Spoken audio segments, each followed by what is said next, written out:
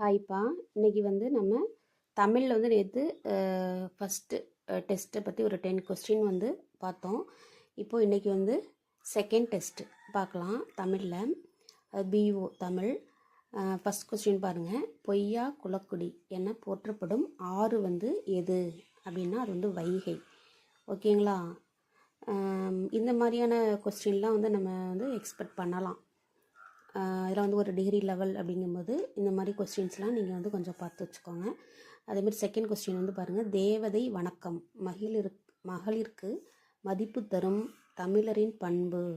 அது தேவதை வணக்கம் அப்படின்றது ஒரு மகளிருக்கு மதிப்பு தரக்கூடிய ஒரு நம்ம தமிழரோடைய பண்பு அப்படின்னு சொல்லி யார் கோட் பண்ணியிருக்கா அப்படின்னா ராச மாணிக்கனார். இவர் தான் இதை பற்றி சொல்லியிருப்பார்.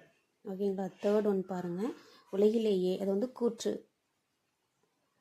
ஃபஸ்ட் கூற்று உலகிலேயே முதலில் நெல் பயிரிட்டவர்கள் சீனர்கள் அப்படின்னு சொல்லி இருக்குது.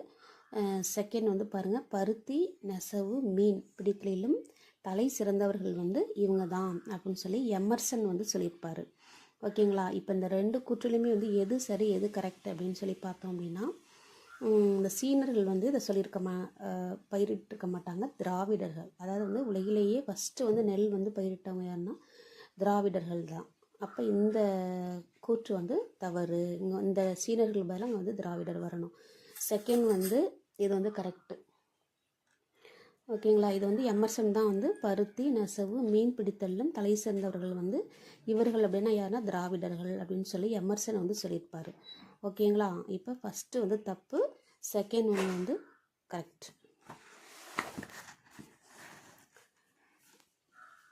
அதுமாரி ஃபோர்த் கொஸ்டின் சிந்து வெளி ஆராய்ச்சியில் 16 கால்வாய்கள் கண்டுபிடிக்கப்பட்டிருக்கு. மொத்தம் சிந்து வெளி அந்த ஆராய்ச்சி பண்ணதில் மொத்தம் 16 கால்வாய்களில் கேனல்ஸ் கண்டுபிடிச்சிருக்கிறாங்க. சிந்துவெளி மக்கள் பயன்படுத்திய பொன் பாகிஸ்தானில் கிடைக்கிறது. இது கூற்று. இது ரெண்டுமே கூற்று. எது தப்பு எது சரி அப்படின்ற மாதிரி. இது பச்சை கற்கள் நீலகிரியில் கிடைக்கிறது. இது கரெக்டு. பச்சை கற்கள் நீலகிரியில் கிடைக்கிறது. இது பாகிஸ்தானில் கிடைக்கிறது. இது தப்பு. சரிங்களா? இது மைசூரில் இருக்க கோலாரில் தான் பொன் கிடைக்கிறது. அதாவது சிந்துவெளி மக்கள் பயன்படுத்திய அந்த தங்கம் பொன் மைசூரில் கோலார் அப்படின்ற இடத்துல கிடச்சிருக்குது. ஓகேங்களா? ஏன்னா நம்ம டக்குன்னு என்ன பண்ணுவோம், சிந்துவெளி மக்கள் அப்படிங்கும்போது நம்ம பாகிஸ்தான் தான் நம்ம சூஸ் பண்ணுவோம். இது சரி அப்படின்ற மாதிரி. அதுக்காக தான் இந்த ஒரு விளக்கம். சிக்ஸ்த் ஒன் இதுவும் கூற்று. இந்திய சிற்பக்கலை இந்தியாவுக்கே உரியது அப்படின்னு சொல்லி யார் சொல்லியிருக்காருன்னா மார்ஷல் சொல்லியிருக்கிறாரு. இதற்கான காரணம் ஐரோப்பா ஹரப்பாவிலும் சில சிலைகள் கிடைச்சிருக்குது. அதாவது இந்த இந்திய சிற்பக்கலை இந்தியாவுக்கே ஒரு சிறப்பம்சமாக இருக்குன்னு சொல்லி மார்ஷல் சொல்லியிருக்கிறாரு. அதற்கு என்ன காரணம் அப்படின்னா ஹரப்பாவிலும் இந்த மாதிரியான சிலைகள் கிடைச்சிருக்குது அப்படின்னு சொல்லிட்டு. அப்போ இது ரெண்டுமே சரி. நெக்ஸ்ட் குமரி கண்டம் அப்படின்ற குறிப்பு புறநானூற்றிலும் சிலப்பதிகாரத்திலும் சொல்லியிருக்கிறாங்க. அப்போ அந்த குமரி கண்டம் அப்படின்ற இந்த குறிப்பு எங்கெங்கே எந்தெந்த நூல்களில் இடம்பெற்றிருக்கு அப்படின்னா புறநானூறு, இன்னொன்று சிலப்பதிகாரம். சிலப்பதிகாரம் நமக்கு ஆல்ரெடி தெரியும். சிலப்பதிகாரம் நம்ம குமரி கண்டம் குமரி அப்படின்னாவே நமக்கு சிலப்பதிகாரம் தெரிஞ்சிடும். இப்போ இன்னொரு நூல் எது அப்படின்னா புறநானூறு. ஓகேங்களா?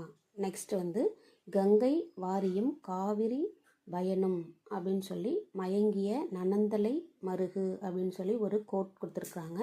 இது எந்த நூல் சொல்லியிருக்கு அப்படின்னா பட்டினப்பாலை. பட்டினப்பாலை அதாவது காவிரி. அதை ஒரு இதை நம்ம யூஸ் பண்ணிக்கலாம். காவிரி அப்படின்னு இருக்கும்போது இது பட்டினப்பாலை அப்படின்ற மாதிரி. நெக்ஸ்ட் பொறுத்துக. இது மேட்ச் கொடுத்துருக்குறாங்க. ஒரைசா, அதாவது இந்த யவனப்பிரி, அதாவது ஒரைசா அப்படின்றது என்ன, அது என்ன வேர்டு அப்படின்னா அது வந்து கிரேக்க வார்த்தை. ஒரைஸ் அப்படின்றது கிரேக்கம். யவனப்பிரியா அப்படின்னா என்னென்னா மிளகு. ஓகேங்களா. யவனப்பிரியா அப்படின்னா வந்து மிளகு. நெக்ஸ்ட் வந்து பிரவாளம் அப்படின்னா என்னன்னா வந்து பவளம். பவளத்தை தான் வந்து பிரவாளம் அப்படின்னு சொல்கிறாங்க. அதுக்கு வந்து தொய்யில். தொய்யில்னா என்னென்னா ஓவியம். தொய்யில்னா வந்து ஓவியம்.